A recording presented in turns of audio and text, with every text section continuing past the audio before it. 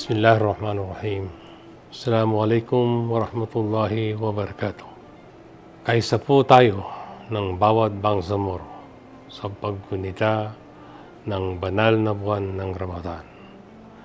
Naway ang buwan na ito ay maging makabuluhan, mapagpala at maging mapayapa, hindi lang sa bangsamoro, kundi sa buong mundo.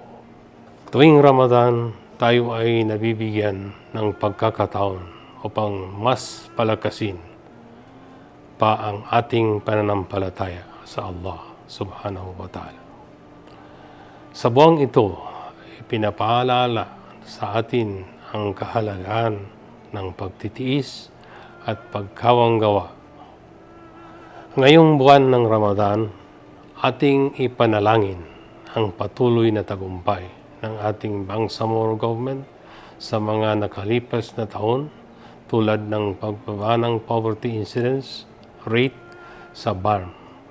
Ipanalangin din natin ang mga hamon ng ating hinaharap at haharapin. Ang pagkawala ng sulo bilang parte ng ating rehiyon at ang papalapit na unang halalan sa bangsamoro. Higit sa lahat, ngayong buwan ng Ramadan, patuloy nating ipanalangin na manaig ang kapayapaan at pagkakaisa sa Bangsamoro Autonomous Region. Naway patuloy nating mahalin ang ating kapwa, anuman ang ating pagkakaiba.